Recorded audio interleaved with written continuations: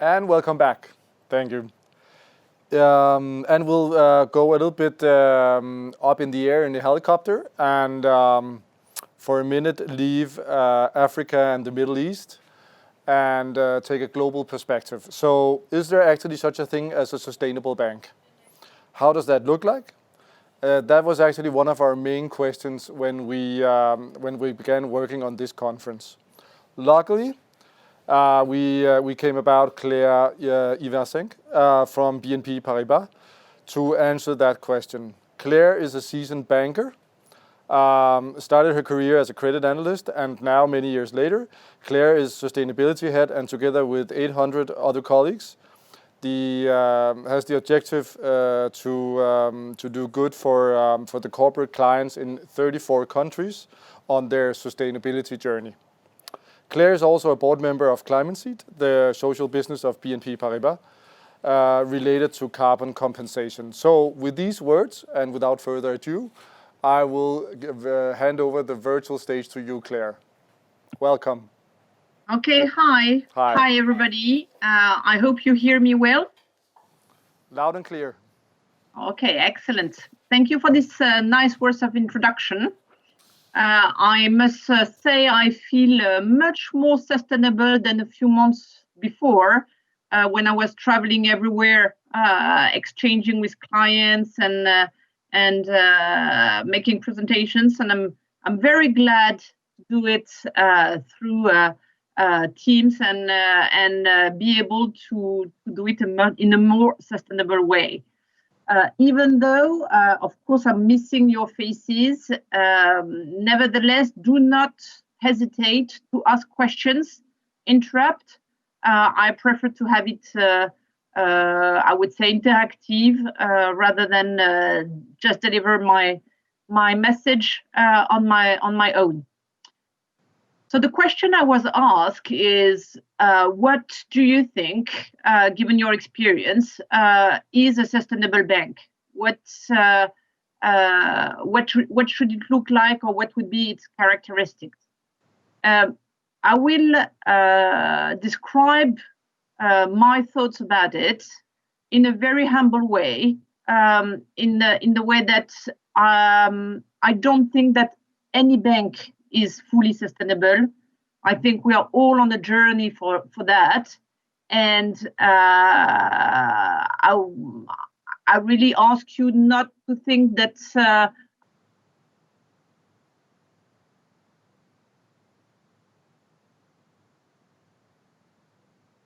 as an example of a full, exemplary of 100% sustainable bank. Again, I think nobody is. We are all on the same boat in a given journey towards a more sustainable business model. Next slide. So what I thought was interesting, or what's important, is that a sustainable bank is a bank. I'm sorry, can you switch to the first format? Otherwise, yes, second slide. Thank you. Okay. No, it's too we are a bit of tech in this conference. No, voila, excellent. Don't move. Okay. I will manage differently then. Okay. So for me, a sustainable bank is a bank that is aware of the state of the planet. So it is aware, it has its eyes wide open that at the moment we have rising environmental risks, and that all the trends are exponential. Thanks, in a way, if I may say so, to the COVID, the Earth Overshoot Day, if you're familiar with it, it's the date on which we have used the renewable, I would say, resources of the year of the Earth, that it can renew within the year. So we reach it on the 22nd of August this year. Last year it was end of July. So you can see that's the COVID effect. At the same time, since the 22nd of August, we live at credit. So I think a sustainable bank has its eyes wide open on these growing environmental risks. Next slide. Same with the social risks. I mean, with the growth of the population everywhere in the world, especially in some areas, there will be more inequality. More inequality means also more social unrest, and social unrest can trigger also or can attack peace in the world. So for us, I mean, as from this financial side, we also should have our eyes wide open on the importance of the risks, social risks implied by the rising inequality. Next slide. And therefore, a sustainable bank is aware that we are all under sustainability pressure. And when I mean all, it's really everybody. Of course, we are all suffering, some more than another less, from sustainability megatrends. When you have a flood, when you have fires and you can't operate anymore, when you have social unrest and you cannot open your services and offer them properly, when you have your regulators imposing a lot of pressure for transitioning, when you have your customers that are moving habits within a week, when you have your suppliers that are producing in a certain way and you want them to produce potentially in a different way, when you have your employees that are either coming or leaving your company because of sustainability topics, when you have your investors that are switching strategies because of those ESG that you see on the left issues, and because you are compared with your peers, so what your competitors are doing is also very important.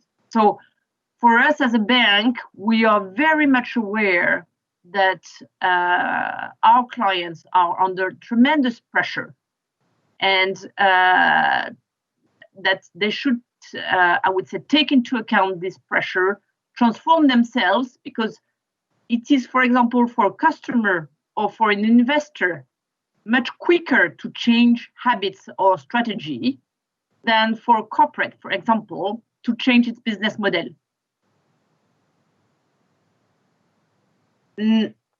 So a sustainable bank for me is aware of this pressure and this time horizon tragedy, as the former head of Bank of England put it back in 2015. Next slide. So we are all under pressure, but we cannot anticipate everything. So there is nobody with a crystal ball saying this is the right direction and this is the way to where you should go in absolute terms with a certain rhythm, and nobody can fully define what a sustainable business model is, at which pace we should reach it. So the only way, I would say, to transform yourself and to guide or to pave the way forward without knowing exactly where we will land is to put sustainability in your sense of purpose. So at the heart of its mission. And I dare say, I have put here the sense of purpose of BNP Paribas that we have updated back in January 2020, which really put sustainability at the heart of what we want to deliver.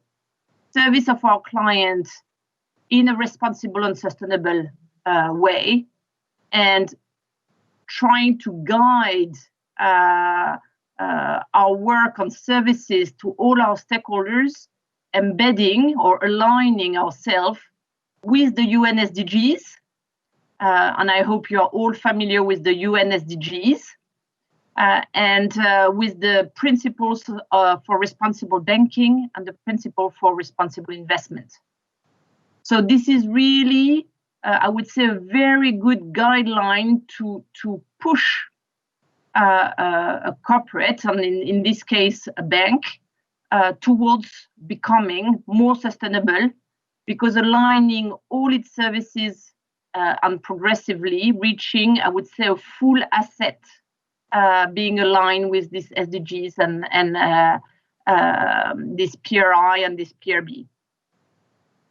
So I would really invite you not necessarily to look at a bank or to look at a partner, a financial partner, of where he stands, but because we are all again on a journey, but to look at the principles that guide the way they are working and the way they are moving forward.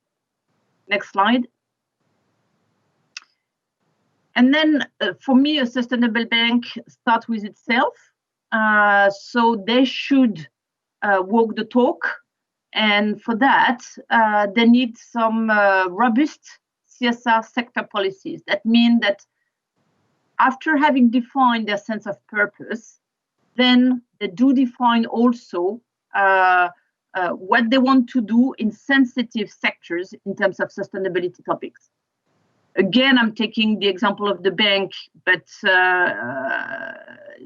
not putting it as the best example in the world, but as a significant, for me, good example, because we have already 9 different sectors for which we have rules on policy, public ones that you can find on internet, what we want to do and what we don't want to do in that kind of sector. Next slide. As the sustainability journey is a work in progress and with a lot of lacking data and norms, a sustainable bank for me is taking some responsibility in order to contribute actively to the creation of the new norms. Just to give you again here an example, at the moment, the Central Bank of England and the Central Bank of France is building stress tests on banks to measure how they are exposed to climate change. This is the biggest identified risk at the moment, even though the social risk is rising post-COVID. And therefore, the central bank have asked to work on that kind of pilot stress test before it will become the norm. For me, a sustainable bank is participating, is contributing, is attributing energy, money, and people, resources to building those norms. Next slide. And then that was what I meant by we are all on the journey towards a full sustainable business model. And then there are different approaches here. Either you just accompany the leaders, the ones that are most advanced, and then you disregard the satellite, I would say, that are less advanced or at the beginning or do not want to engage in their journey. For me, a sustainable bank at this stage of the time should really work with all categories or all maturity of clients wherever they stand on their sustainability journey. But the important thing today for me is that the clients are moving forward. And by helping clients to move forward, this is a win-win case because it helps the sustainable bank also to continue on its own journey. Next slide. And, you know, a good bank is a bank that properly controls its risks, measure them and control them. Remember, we lend 100. We hope to gain out of it 1 at the very best at the moment, and we can potentially lose 100.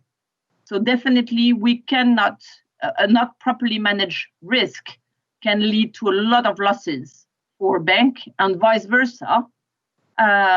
If you properly manage your risk, then it entails for the bank less risks. This is also true, of course, for sustainable risks, ESG risks. And within the ESG risk at the moment, we have clearly the physical risk. I don't know if you have heard of the PG&E story in California that led this corporate to go under Chapter 11 within 3 months. You have the transition risk. You need not to be right too early and not too late. So you need to accompany the transition at the right pace. And for the bank to understand the right pace for its clients and accompany them on there is quite key for enduring less risks. And then, of course, you have the legal risk that is growing with penalties that can be quite harmful for our clients. Next slide. What is interesting is that for me, a sustainable bank is also quite agile and adapting to a new way of working. And in this new way of working, it entails more collaboration between private and public, for example, financing partners. It can include even grants and philanthropic money to complete financing of really impactful projects. It is innovative with a lot of new solutions coming at the market. In the recent years, I would say the most remarkable innovation was all those sustainability-linked financing, which some banks are offering to their client in order for the client to be able to align their financing to their sustainability ambition, and therefore to convince and communicate to their employees and externally to their stakeholders that they are really taking sustainability journey seriously, that they have milestones for that, and they are ready to endure malus or bonus on the conditions of the financing if they reach or they do not reach KPIs, targets, sustainable targets that they have agreed with their financing partner. Very interesting, a lot of innovation coming up. Of course, you need to have future thinking, that is to say about scenarios, which for a bank is quite, I would say, remarkable, because most of the time we look at past figures. And here this is really a change for the bank to make scenarios. Will it be a 3-degree increase? Will it be 1.5? Will we succeed to reach the 1.5? What will be the impact for our clients? How can we accelerate so that it goes from a certain degree to a lower degree? This is all about scenarios and anticipation, which means that the big data and the measurement of impact, and that's where also fintech and new startups around data are so important. Then, of course, measuring the risk with more and more monitoring lists and or exclusion lists with corporates that really or clients that are really expected to have a sustainability storyline and to explain where they want to where they aim at and how they are going to reach it. And then, of course, trust. Otherwise, you're exposed to greenwashing. This is a growing trend. If you are not aligned in your posture, being the sense of purpose, the internal policies, and the way you serve your clients, this is for me what is a true sustainable bank and a true financial partner. Next slide. So as a conclusion, I would say that a sustainable bank is a partner for the long term. So it is it prioritizes the long term over the short term. It prioritizes the relationship. We all know how long it takes to build a good relationship and how quickly we can destroy it. So the value of the relationship and the value of being a long-term partner is something quite critical. And it is only together that we can achieve the 17 SDGs and move all together on our sustainability journey. Thank you. And now I open the floor for questions. Thank you, Claire. Super interesting here. We have a couple of questions, and I might even have one myself also. So first question here is, could you tell us to what extent responsible investments can influence our progress in achieving the SDGs?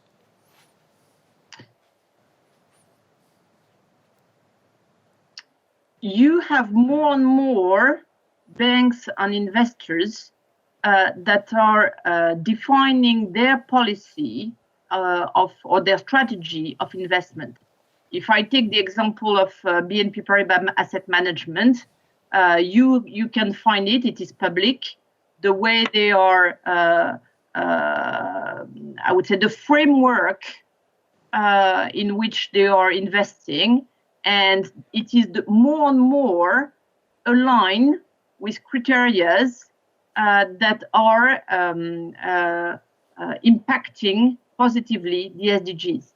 And this is really something that becomes the norm, that can also forbid certain investments.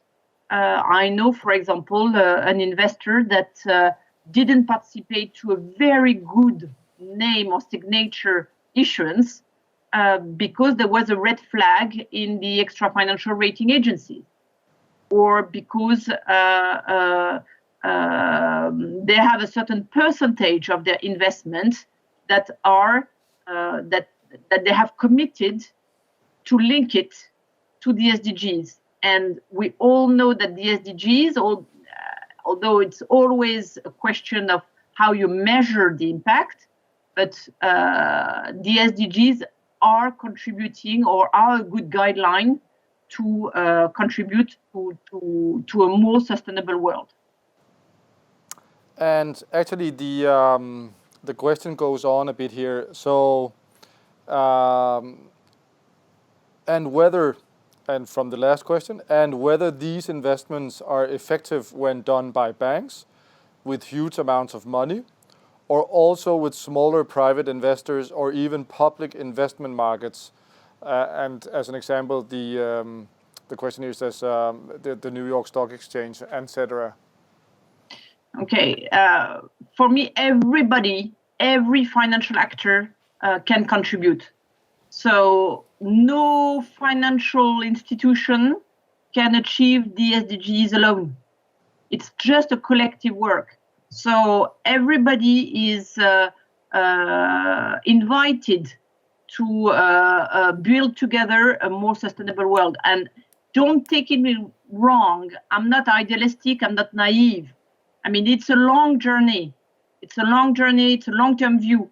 But nevertheless, we see more and more two things.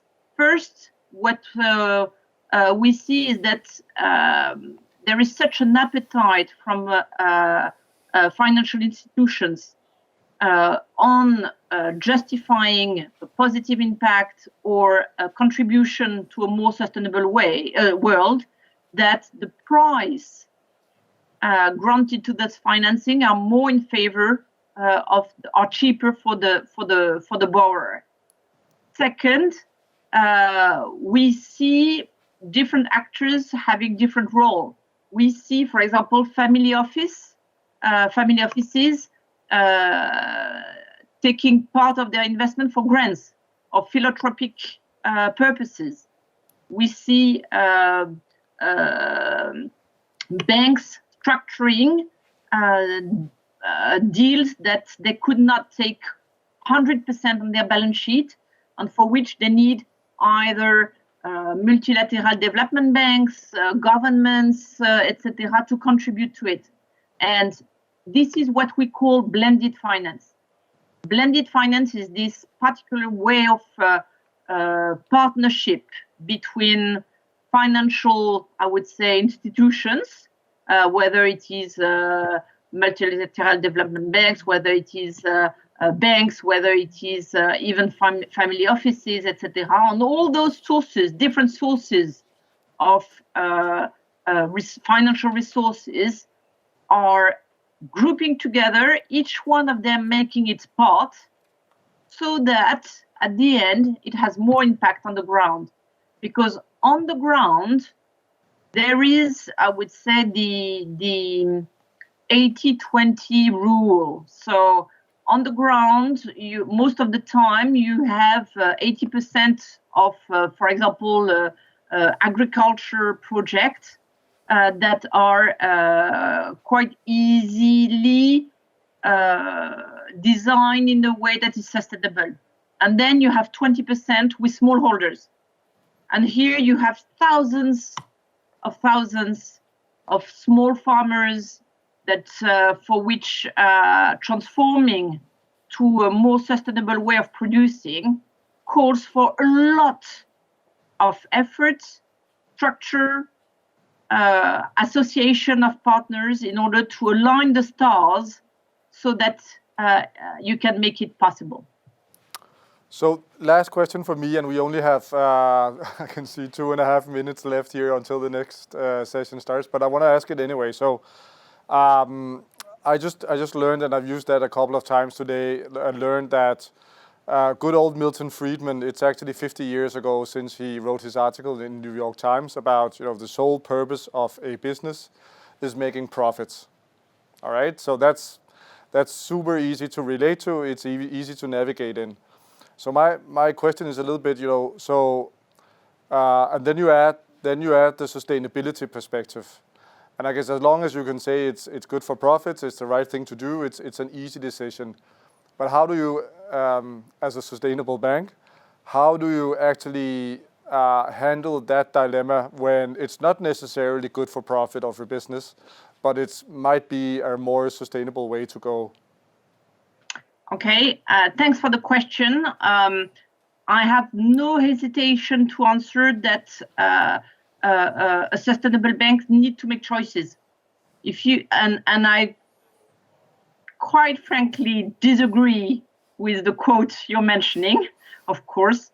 I don't think that financial profit should be the only way to assess